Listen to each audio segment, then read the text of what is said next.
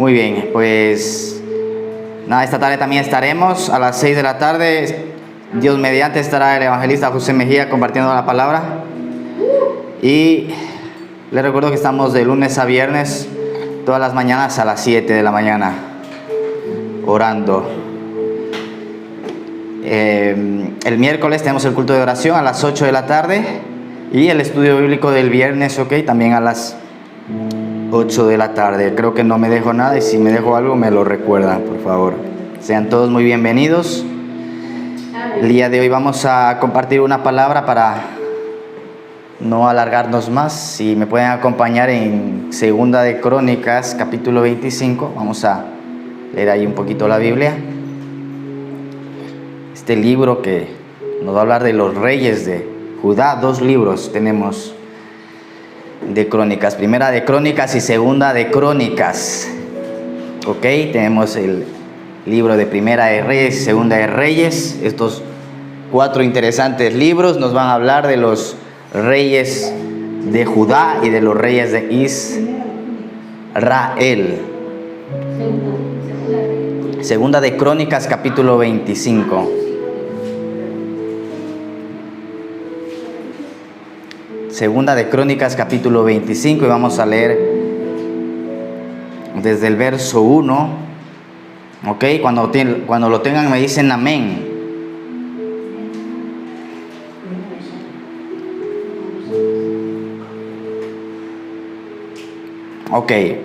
Dice la palabra entonces en el verso 1,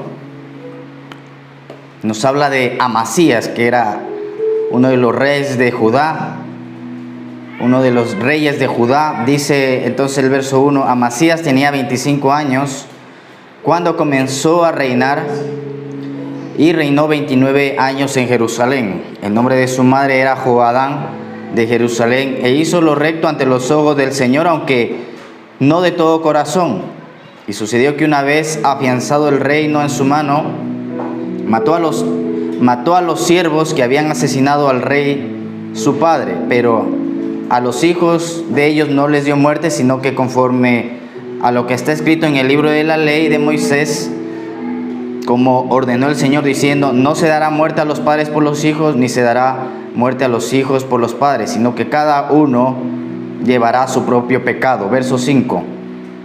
Amasías, además Amasías reunió a Judá y conforme a sus casas paternas los puso bajo comandantes de miles y comandantes de cientos por todo Judá y de Benjamín. E hizo un censo a los 20 años arriba y halló a 300,000 hombres escogidos y hábiles para ir a la guerra y para manejar lanza y escudo.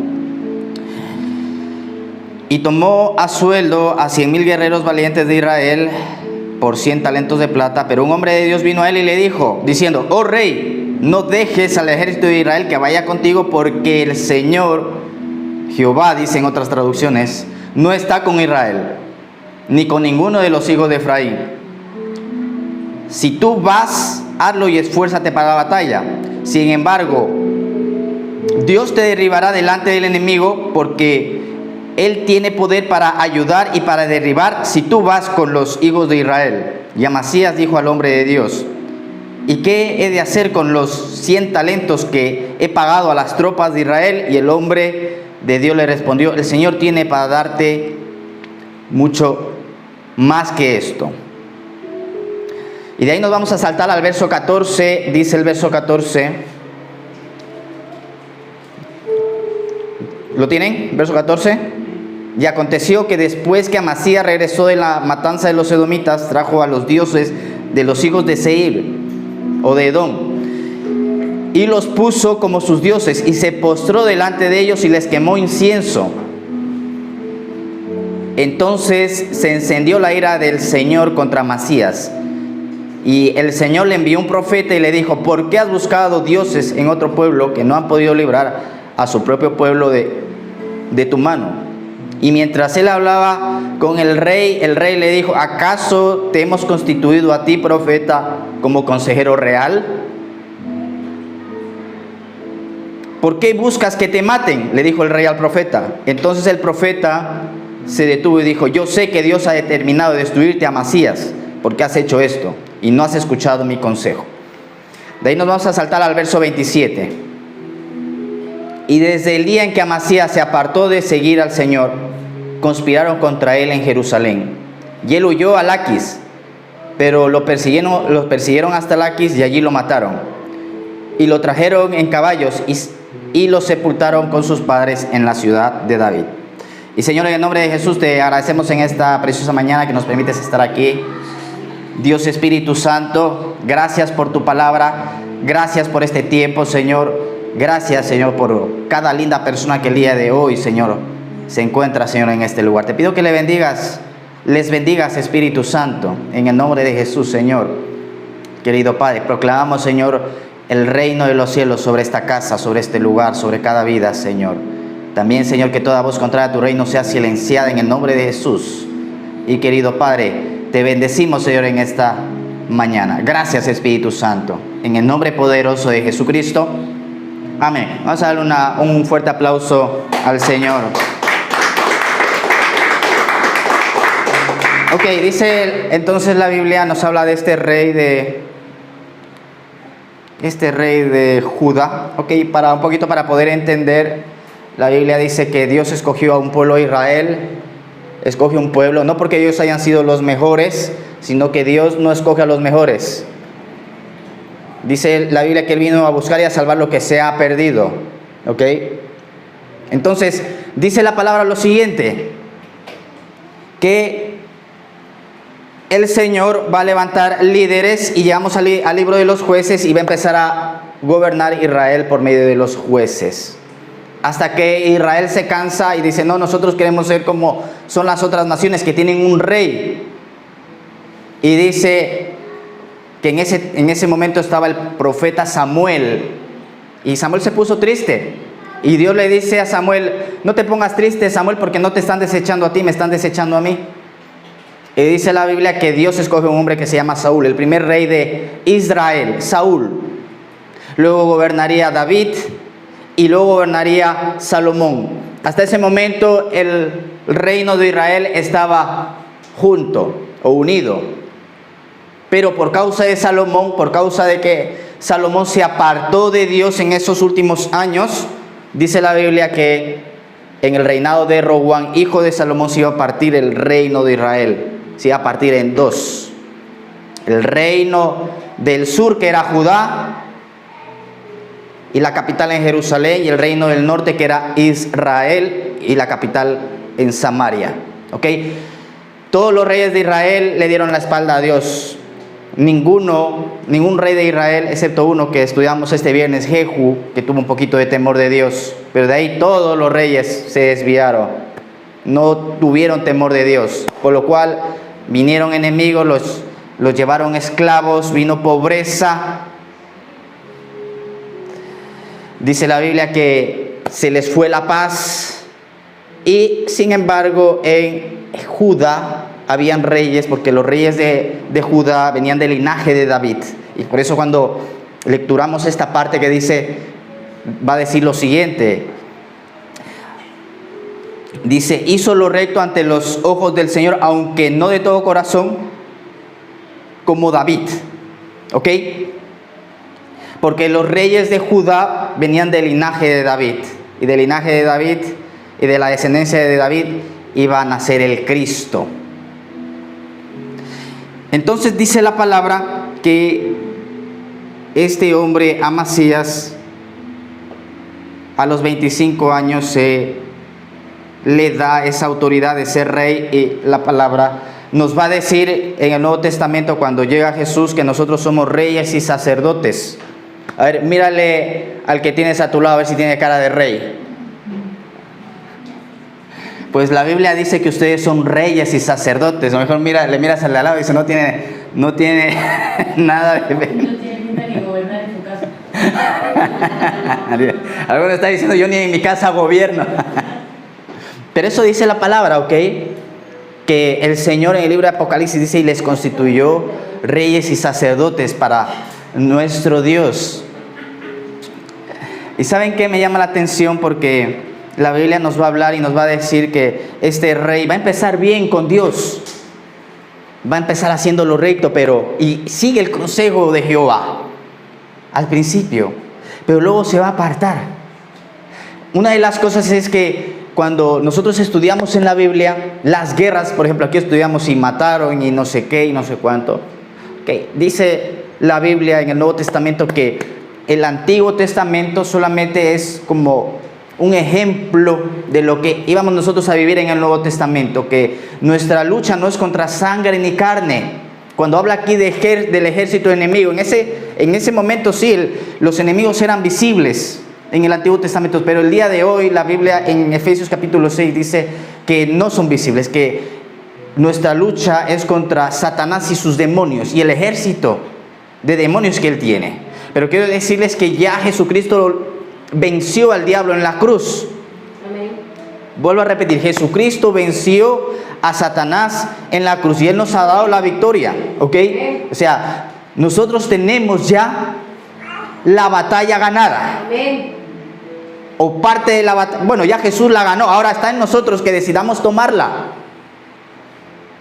Dice entonces la Biblia aquí porque ven y dicen, no, que la Biblia el otro día escribían por Facebook, decía que la Biblia habla de guerras y de muertes, sí. Ok. Sí, en el Antiguo Testamento, para que nosotros podamos darnos cuenta de la guerra que se mueve en el mundo espiritual cuando vamos a la Biblia. Por eso qué importante es que nosotros estudiemos la Biblia y vayamos a la palabra. Porque la Biblia te abre los ojos a ese mundo invisible, a ese mundo que nosotros no vemos, ¿ok? Te abre los ojos y te muestra lo que se mueve en el mundo espiritual. Y en el mundo espiritual es donde se mueve, donde se cambia. Cuando tú cambias el mundo espiritual, porque las cosas que no se ven fueron hechas de las que, las cosas que se ven fueron hechas de las que no se ven. Cuando tú cambias el mundo espiritual, cambias el mundo terrenal.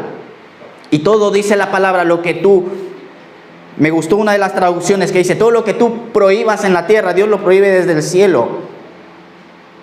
Entonces, por eso es que la palabra nos dice que somos reyes para gobernar. ¿Y cómo vemos que Dios gobierna? Dios gobierna con su boca, con su palabra. Con su palabra Él gobierna, pero Él siempre ha utilizado personas. Le dice Ezequiel, levántate y profetiza sobre los huesos secos. ¿Por qué no lo hizo Dios? Él lo podía haber hecho, pero Él trabaja junto con las personas, ¿ok? Junto con sus hijos. Porque uno o sirve a Dios o está en el otro lado. O sirve al diablo. O tus manos, tu boca, tus pies le sirven a Dios o se sirve a Satanás. A lo mejor uno dice, bueno, pues yo ni apoyo a uno ni apoyo a otro, estoy en la mitad.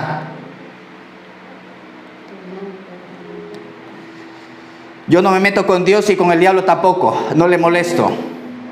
Pero algún momento vas a tener que hacer la decisión. Algún momento. ¿El qué? Efectivamente, o eres del Madrid o eres del Barça. No puede ser de los dos equipos. Aunque cuando vienes al Señor, el Señor te da amor por tu enemigo. Entonces, ¿saben qué ocurrió aquí? La Biblia nos dice que Amasías, su padre se llamaba Joás. Y va a repetir el mismo fallo que va a hacer su padre. ¿Y sabe qué importante es el ejemplo que nosotros damos? El testimonio. Porque la palabra dice que Joás, el padre de Amasías, ¿saben? Conspiraron contra el padre de Joás, contra el padre, de Amasías, que se llama Joás. Él pagó bien, se dice, o mal por bien, bueno, como se diga. ¿Cómo es? ¿Bien por mal o mal por bien? Él pagó mal por bien. Joás, rey también de Israel, lo iban a matar y Dios lo protegió. Uno de los sacerdotes que se llama Joyada lo protege cuando era un niño. Y él crece, este rey, y al principio igual, lo mismo pasó. Estuvo bien con el Señor durante el tiempo que Joiada, el sacerdote Joiada, se llama así, sacerdote Joiada, estuvo con este rey de Israel que se llamaba Joás, rey de Judá, perdón, que se llamaba Joás. Y Joiada muere. Y saben, Joiada tenía un hijo que se llama Zacarías, si no me equivoco.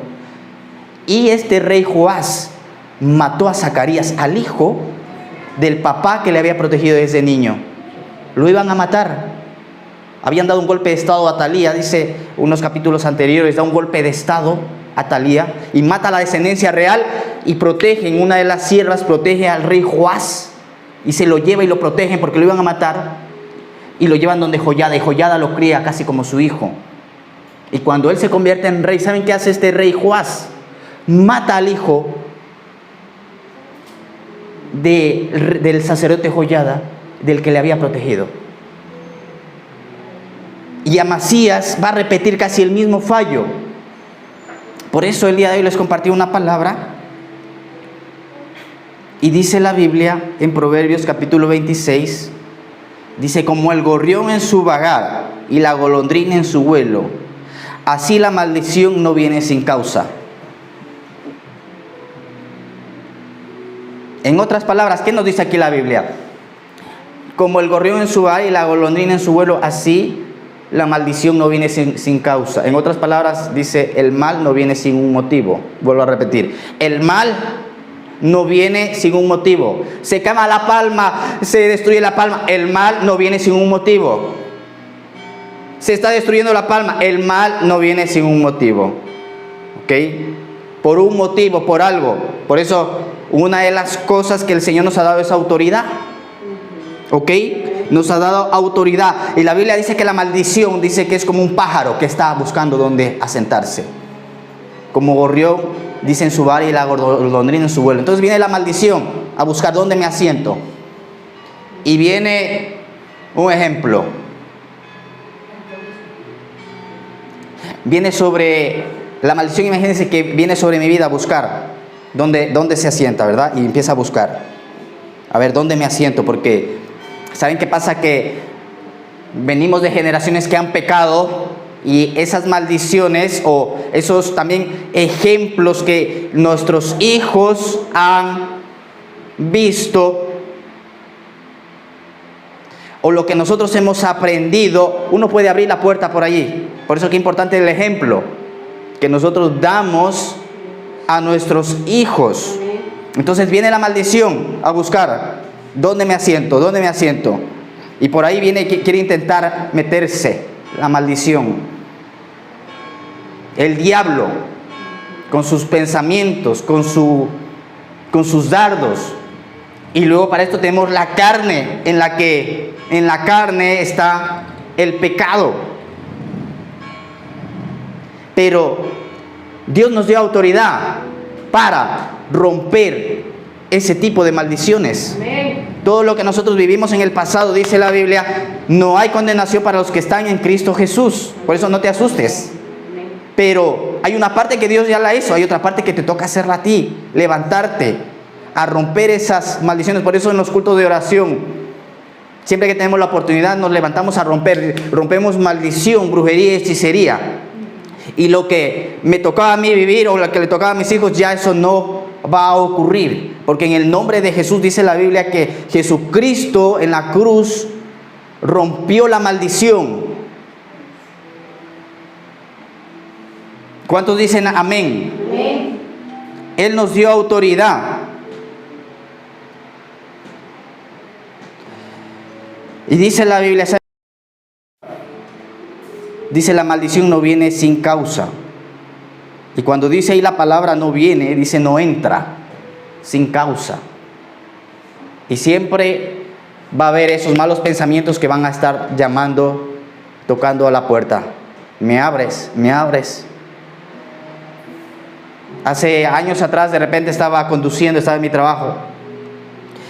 Y vino un mal pensamiento. Y saben, en ese momento tuve una visión y era un tipo de gárgola.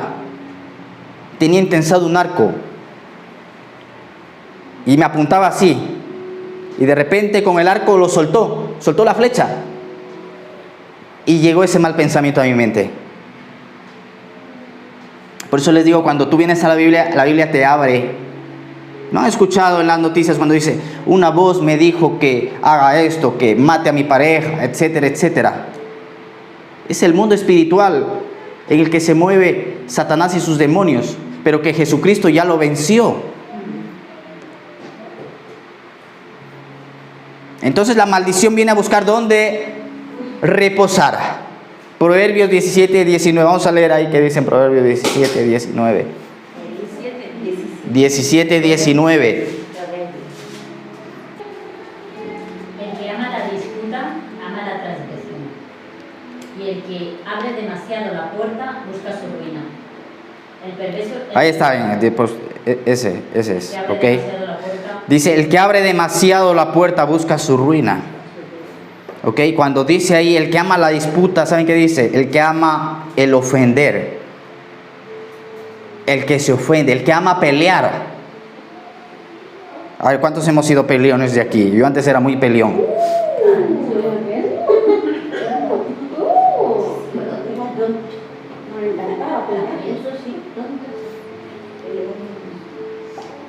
¿Saben? Una de las cosas que esta semana me pasaba, creo que era el día martes. El día martes iban a cenar los niños y abrí la nevera y le digo a mi esposa, vamos a hacer pizza. Le digo, vamos a hacer pizza. Y mi niña Alba siempre me ayuda a hacer la pizza. Entonces llegó la niña allí y de repente ella empezó a poner los ingredientes, ¿no? Y pues, ¿qué le ocurre a un niño? Los niños por lo general, ellos están aprendiendo, a veces son un poco torpes, ¿verdad? Y empezó como a poner mal los ingredientes y como que de repente me quise enfadar. Y dije, no, ¿por qué me voy a enfadar? Y nuevamente volví a calmarme.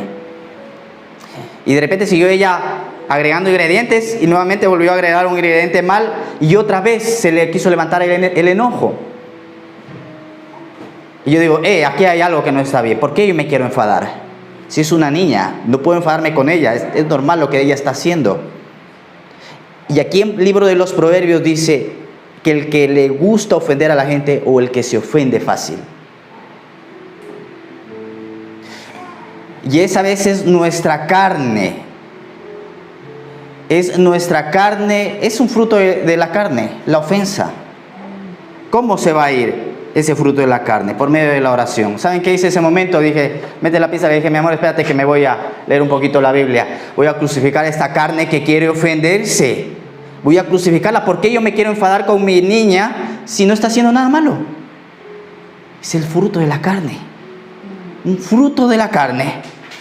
¿Saben? A veces las crisis que vienen a nuestra vida, me gustó la frase que escuché, es para que nosotros podamos aprender y darnos cuenta qué cosas hay que cambiar. Por ejemplo, desde que tú eres niño tienes crisis. Desde que tú eres un niño tienes crisis y vas teniendo crisis a lo largo de tu vida.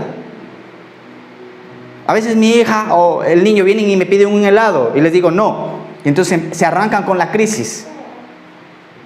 Y empiezan a llorar. La crisis es que no tienen el helado. Y lloran hasta que le den el helado. O ese día no tienen helado. Es la crisis del niño que no recibe un helado. Pero según vas avanzando, vas teniendo crisis. El día de hoy, a ver, si me piden un helado van a hacer pataleta. Ya no, ya el helado no les va a dar igual. ¿Por qué el día de hoy hacen pataleta? Por otra cosa. A lo largo de tus años o de lo que tú vayas viviendo van a venir crisis. Pero esa crisis será para enseñarte algo que tú tienes que cambiar. Que ya no nos movamos por sentimientos, sino ver qué es lo que yo puedo mejorar o por qué vino esta crisis. Y que llegue el momento cuando venga una crisis sobre tu vida y sea como ese helado. En algún momento cuando eras niño tuviste la crisis por el helado. Ya el día de hoy no te afecta un helado. Si te lo dan bien, si no te lo dan, también. Y así. Cuando venga una crisis, que no te afecten las crisis. Claro, es fácil decirlo porque yo alguna vez estaba sentado ahí y le escuchaba al pastor y yo decía, porque el pastor no sabe lo que yo estoy viviendo.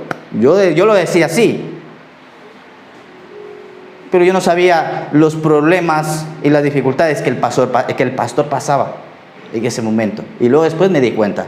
Y dije, lo que viví en el año 2013 no fue nada para lo que viví el año 2018. Ya lo que me hacía llorar el año 2013, ya en el año 2018 ni me hace ni cosquillas.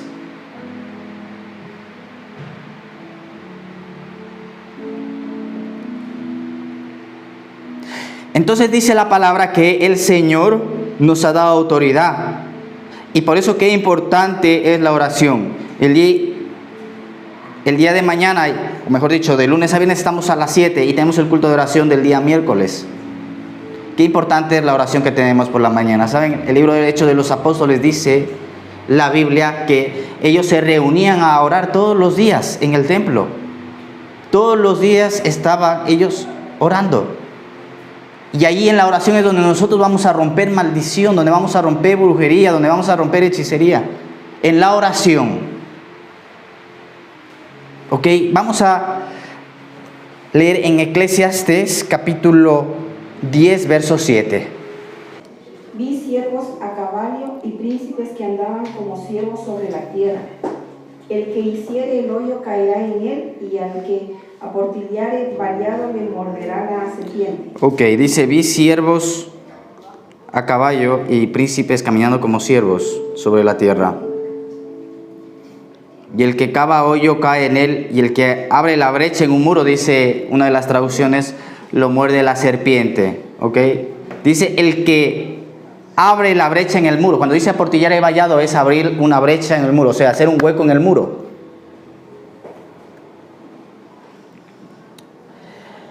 Dice el libro de Job que Dios nos protege, que tiene Él un vallado alrededor nuestro, el libro de Job. Dice que Satanás fue donde Dios y Dios le preguntó por Job. Y le dijo, el diablo le va a decir lo siguiente, es que yo no le puedo hacer nada porque tú tienes un vallado puesto en Job, lo tienes protegido y yo no lo puedo tocar. Entonces el Señor pone como un muro, dice el salmista que Él es un escudo alrededor nuestro. ¿Ok? Y hay un muro de protección alrededor nuestro y el diablo no te puede tocar si Dios no le permite que te toque, porque Él pide permiso. Dice, Satanás ha pedido zarandearte como a trigo, Pedro. Pero cuando Satanás le pregunta a Dios, ¿saben qué es lo que dice en el original? Él le pidió permiso a Dios. Por eso el diablo no puede hacer nada sin permiso de Dios. Tiene que ir y decirle y pedirle permiso a Él. Entonces, dice la Biblia aquí en Eclesiastés que el que rompe el muro o abre una brecha en el muro, Dios te protege. Pero si tú abres una brecha en el muro, ¿qué dice? ¿Te va a morder? La serpiente. ¿Cómo uno abre la brecha en el muro? Porque uno puede abrir la brecha en el muro. Pues con el pecado. Cuando uno peca, abre la brecha en el muro. Y dice, ¿te va a morder la serpiente? Por eso una de las cosas que va a decir Jesucristo es, conoceréis la verdad y la verdad os hará libres. ¿Ok? La palabra dice que en el huerto del Edén, Eva fue la que pecó. Aquí voy a hacer una corrección. Dice la Biblia que la serpiente engañó a Eva. ¿Ok? Pero la Biblia no dice que el pecado entró por Eva. La Biblia dice que estaba Eva en el huerto del Edén y de repente llegó la serpiente. Qué curioso, la serpiente antigua, dice el libro de Apocalipsis. Dice el dragón, la serpiente antigua.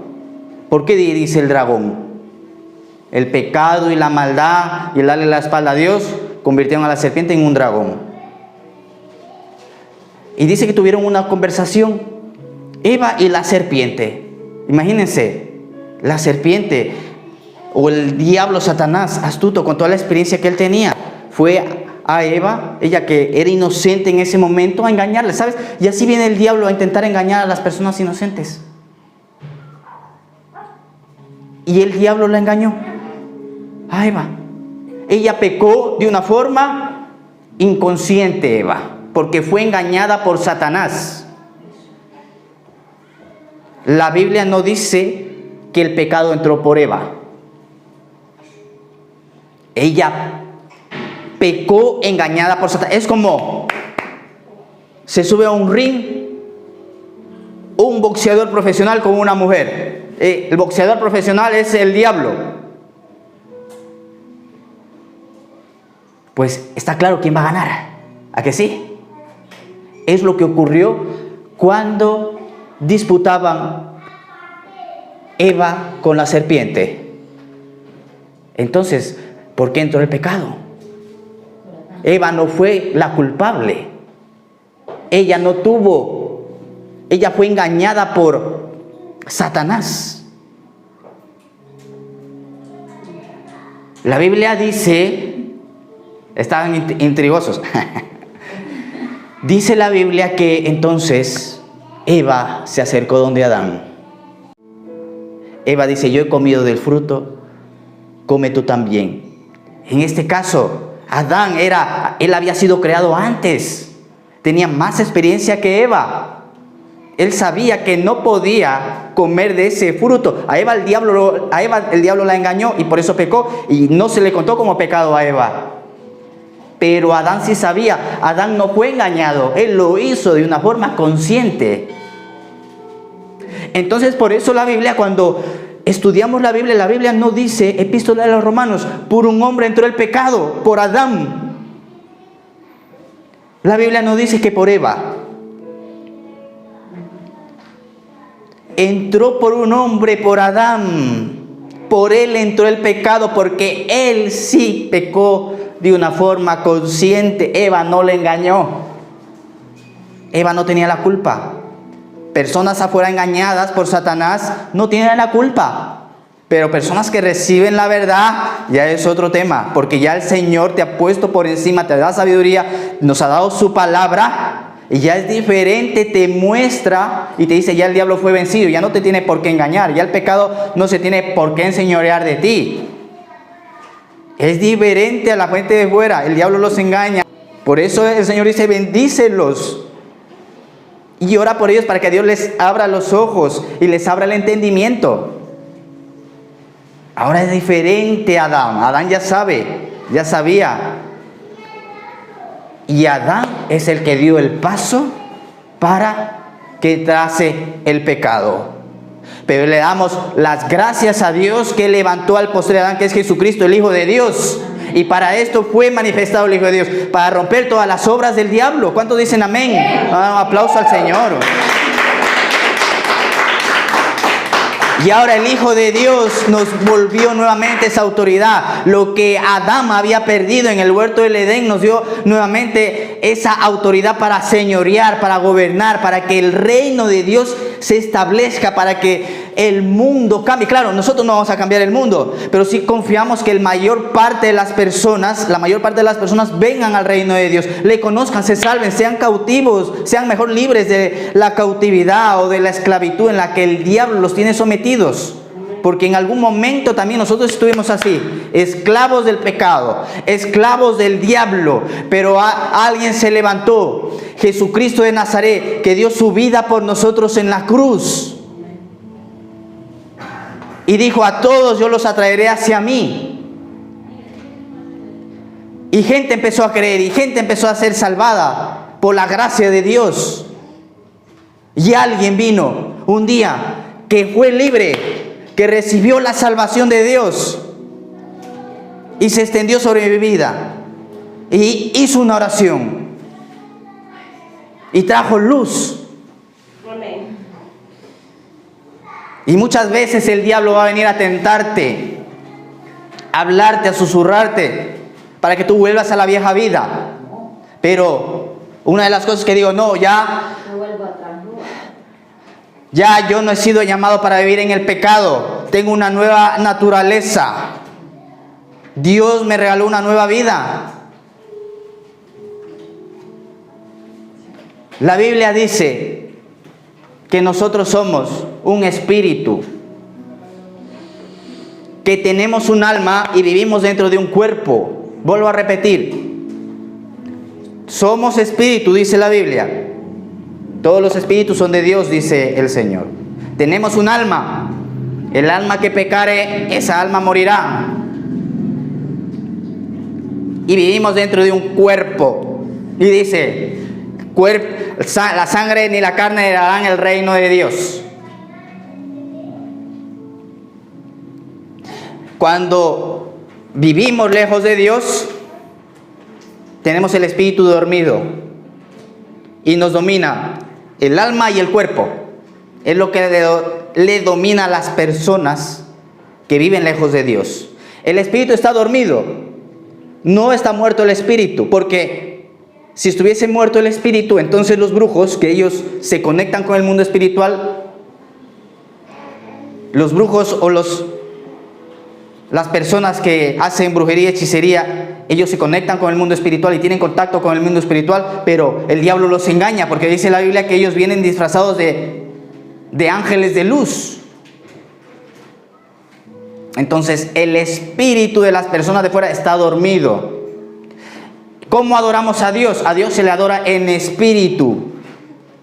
Los que se acercan a Él tienen que adorarle en espíritu y en verdad. ¿Ok? La Biblia dice entonces, cuando nosotros creemos en Jesucristo, dice, crean y bautícense y recibirán el don del Espíritu Santo. El Espíritu Santo viene y se funde con nuestro espíritu. Y empezamos como niños, dice la Biblia, como un bebé, como Zoe. Así. Cuando tú llegas al Señor, recibes a Jesucristo como Señor y Salvador. En ese momento eres salvo, pero tú eres un bebé. Todavía te domina el alma y te domina el cuerpo y tus pasiones. Tu espíritu es pequeñito y apenas avanzas a escuchar la voz de Dios, el Espíritu Santo, y de tu espíritu. Y así, por eso es que cuando uno recibe a Jesús y cree en Dios, empieza a ir a la iglesia de vez en cuando. Cada 6 meses se asoman por el culto. Dice, ya pasaron 6 meses, ya se me pasó 7 meses que no voy a la iglesia, tengo que ir a la iglesia. y vienen a la iglesia después de 7 meses. Y luego ya después menos, cada 5 meses, cada 4 meses, cada mes. Y ya después empiezan a venir seguido, porque ya tu espíritu se empieza a hacer grande y fuerte en ti. Y va a decir Jesucristo lo siguiente: mis palabras son espíritu y son vida. Y por eso el consejo de Dios de que vayamos a su palabra. Porque ¿cómo vamos a hacer crecer nuestro espíritu? En su palabra. Y ya llega un momento en que ya no te va a señorear el alma y la carne, sino tu espíritu empieza a señorear sobre ti. Amén. Amén. Entonces dice la Biblia que por Adán entró el pecado, y vemos que este rey Amasías repitió lo mismo que su padre.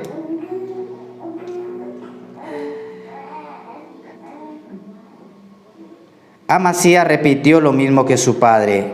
¿Saben qué importante es ese ejemplo que nosotros damos? Porque el pastor que lee la Biblia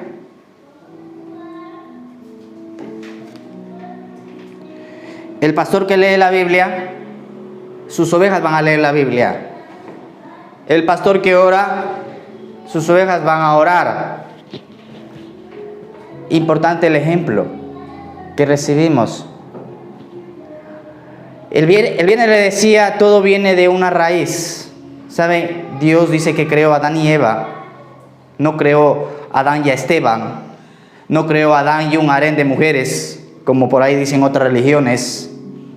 No creó a Adán y muchas mujeres. La Biblia dice que cuando Noé fue salvado, él estaba Noé, su esposa y sus hijos. y las esposas de sus hijos. No estaba Noé y el harén de mujeres y el montononón de hijos. No dice eso la Biblia. Estaba Noé y su esposa y fueron salvados del diluvio. Seguimos hacia adelante. La Biblia dice que estaba Abraham y su esposa Sara. Él tuvo una esposa, Abraham. Ahora, que Sara en esa desesperación lo mandó a echarse con la esclava, ese es otro tema. Eso ya no es que Abraham venía, yo creo, era consciente de que Dios le había dicho al hombre que tenía que tener una mujer. Y el ejemplo que él fue recibiendo, o que vamos recibiendo, es muy importante. Abraham y Sara. Ahora llegamos a Isaac y Rebeca. Isaac y Rebeca. No vemos a Isaac y el montonón de mujeres.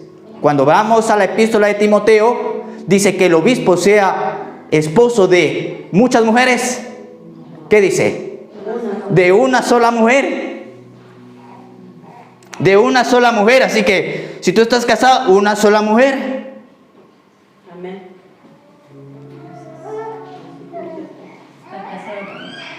Ahora llegamos a Jacob. Y ahí aquí en el tema, en Jacob ya cambia la cosa. Dice que él trabajó por Raquel 7 años y le enchufaron a Lea. No, pero si yo lo que estaba enamorado era de Raquel. Dice, déjame trabajar otros 7 años. O Labán le dijo, trabájame otros 7 años por Raquel. A ver, ¿de dónde venía Jesucristo? ¿De qué madre? Vale, pero ¿de cuál era? ¿De quién venía? ¿De Lea o de Raquel? Ah, de Raquel, de la segunda. De la última que trabajó la después. ¿De Raquel o de Lea? ¿De la primera o de la segunda mujer? De la segunda mujer. Dice la Biblia en el libro de Génesis, y dio a luz Lea y le puso por nombre Judá, que es alabanza a Dios, por cuanto Dios ha escuchado el menosprecio y mi marido me ha vuelto a dar hijos. O sea, la abuelita de Jesucristo era Lea, no era Raquel, no era la segunda, era la primera mujer. Ok, entonces nuevamente volvemos a ver, y ahí les decía que de la raíz es donde viene el problema. Jacob, Lea, Jacob, y luego estaba Silpa y la otra sierva que no recuerdo ahora mismo el nombre.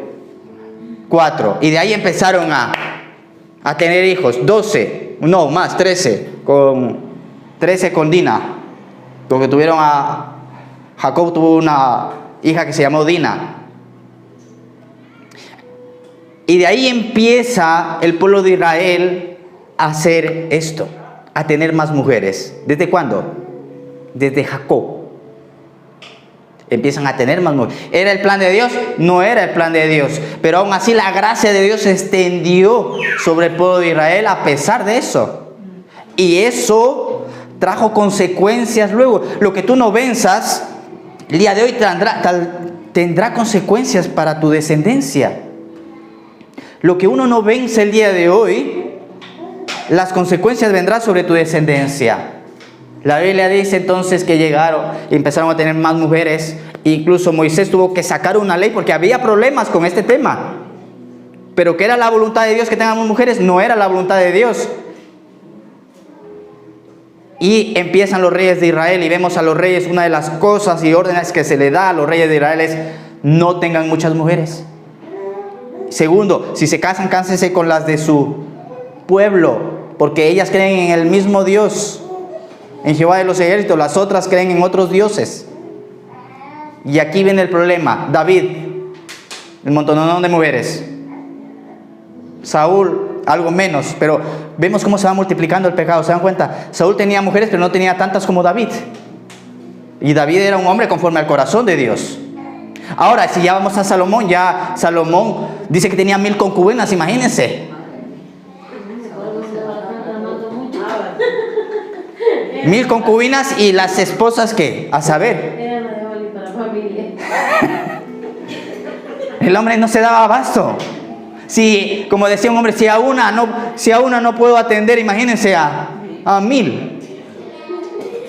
Y dice la Biblia que por causa de las mujeres, porque él se casó, y es que encima es tremendo Salomón, porque Salomón, una de las cosas que va a hacer es, en el principio de su reinado, emparentar con la hija de Faraón.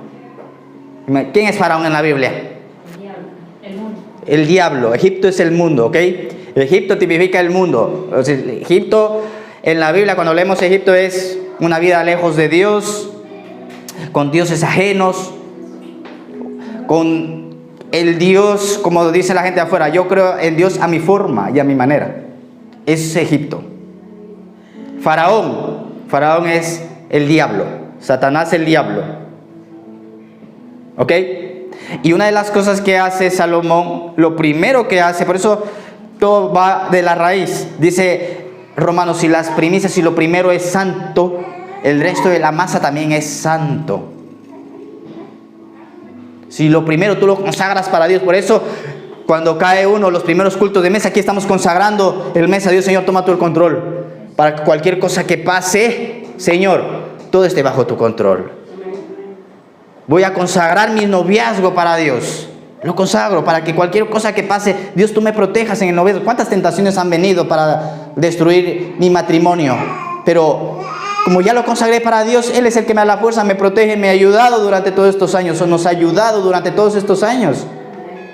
Por eso nos conviene consagrar las cosas al Señor. Todo lo primero, el primer fruto, dice que Israel iba la primera cosecha, los primeros frutitas, y lo consagraban para Dios, para que Dios guarde el resto de la cosecha. Y Dios se encargaba de guardar el resto de la cosecha, de protegerlo de plagas, de langosta. Por eso, consagren sus finanzas un poquito. Voy a consagrar mis finanzas. Lo primero, ¿cuánto es lo primero? Mis primeros minutos, 1 euro, 2 euros, Señor, aquí está. Mis primicias. Protégeme el resto de mi cosecha y el resto de mi salario. Eso hacía Israel. Dice entonces la Biblia que les está hablando de las primicias. Que Salomón, una de las cosas que hace es consagrar. Lo primero que hace es emparentar con la hija de Faraón. Se casó con la hija del diablo, vamos a decirlo así. Aquí no hay ninguna hija del diablo, ¿ok? Es lo que la Biblia dice. Aquí no hay ninguna. Yo les estoy contando lo que Salomón hizo. Con la hija de Satanás, imagínense, se casó con la hija de Satanás. La tuvo por esposa. La primicia, una de las primicias. ¿Qué pasó con Salomón al final de sus días? Dice la Biblia que Dios empezó a levantar enemigos a Salomón porque se alejó de Dios. Se alejó de Dios Salomón por causa de las mujeres, porque empezó a casarse con las amonitas, moabitas, y eso hizo que él adorara a otros dioses. Y le dice Dios a Salomón, por amor a David mi siervo, dice, no te rompo el reino, pero a partir de tu hijo el reino se parte. Y el reino de Israel se parte en dos con Roboam. Entonces, la maldición no viene sin causa. Por un motivo viene la maldición. Cristo en la cruz se llevó la maldición de tu pecado. Cristo en la cruz se llevó todas aquellas cosas que tú hayas hecho o que hayan hecho tus familiares. Pero el día de hoy el Señor nos ha dado a nosotros esa autoridad para que nos levantemos en fe y tomemos esa victoria. Porque si tú no te levantas en fe, tú ya eres salva, tú ya crees en Jesucristo, pero igual la maldición llegará porque tú no te estás levantando en fe a tomar autoridad. Y por eso cada día, como les compartía el día miércoles, de este boxeador que se preparaba para el campeonato del mundo y llega y se enfrenta con el campeón del mundo y sale ganador y gana el cinturón de campeón del mundo. Al siguiente año que le tocaba defender el campeonato mundial, subió al ring y perdió. Y una de las consejos sabios que va a recibir este hombre es: cada vez que tú te subas al ring, perdiste ya el cinturón. Ya lo perdiste, lo dejaste ahí. Antes de la pelea tú ya lo estás dejando allí. ya no es tuyo. Y por eso es que también ahora puedo comprender, porque uno a veces no entiende, ¿no? Pero, por ejemplo, a mí me gusta el fútbol y en el fútbol hay un campeonato que se llama la Champions, y ahora últimamente no veo mucho fútbol, pero antes cuando lo veía más, ¿no? Iban ida y vuelta. Por ejemplo, jugaban en España, luego se iban a jugar en Alemania. Y por ejemplo, jugaba el Real Madrid o el Fútbol Club Barcelona y ganaban 4-0. Y ya la prensa les daba por victoriosos, ya ganaron, pasaron la eliminatoria. Luego iban para Alemania y ahí el otro equipo les metía más goles y perdían. Y al Fútbol Club Barcelona no sé si le pasó 3 o 4 años seguidos. Iban con una buena renta de ventaja y fueron ahí, perdieron la eliminatoria y no sabían por qué. Y no saben el día de hoy por qué. Porque no tienen el partido ganado. Y porque este boxeador no tiene, aunque es campeón del mundo, cuando se sube ahí tiene que subir a atacar, ya no tiene que subir a defender. Y es lo que hacen este tipo de deportistas, suben a defender. Y a nosotros nos pasa lo mismo. Un fin de semana tremendo culto, gloria a Dios, la unción de llega el lunes a defender. Y el diablo te da la vuelta al marcador. Entonces cada día se convertirá el día de hoy para nosotros. Queremos tener todos los días victoria. Yo quiero tener todos los días victoria. Yo ya me cansé de estar, de que yo venzo un día y otro día me vence el diablo. Un día venzo yo, otro día el diablo. ¿Cómo es esto? Vamos de gloria en gloria. No dice que vamos de gloria en derrota. Yo ya me cansé. La ventaja que tenemos es que Dios nos dio la victoria. Entonces cada día me voy a levantar como si ese día yo tengo que ganar ese partido. No a defender. Me voy a levantar a ganar todos los días. No, ayer ya me levanté a las 5 de la mañana, hoy me voy a levantar a las 10 de la mañana. No, ayer ya fui al culto, ya hoy no hace falta ir al culto. Estamos jugando a la defensiva, sí. Y claro, pierdes y ¿qué haces? No, ahora voy a ganar. No. Me voy a olvidar de las victorias pasadas y cada día me voy a levantar a ganar. Yo tengo que alimentar mi vida espiritual. Tengo que ir a la presencia de Dios.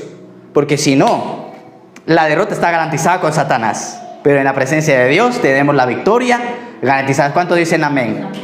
Eso, vamos a dar un aplauso al Señor. Y vamos a cerrar aquí, Padre. Te agradecemos en esta preciosa mañana, Señor. Gracias por este precioso tiempo, Señor, que nos has permitido compartir tu palabra. Bendigo, Señor, tu iglesia. Espíritu Santo, en el nombre poderoso de Jesús, Señor. Que tu gracia, Señor, y tu victoria, querido Padre, en el nombre de Jesús sea manifiesta en tu iglesia, Señor. Y desde hoy, querido Padre, como nos deja esta enseñanza, Señor, que Amasías tuvo victoria en su primera parte y en la segunda parte de su vida, Señor, sufrió derrota, Padre amado. Y hoy vamos a aprender, Señor, de esta linda historia para que, Señor, cada día podamos vivir, Espíritu de Dios, en tu victoria, en la victoria que tú ganaste, Señor, por nosotros en la cruz. Padre, te damos las gracias en el nombre poderoso de Jesucristo. Amén, amén y amén.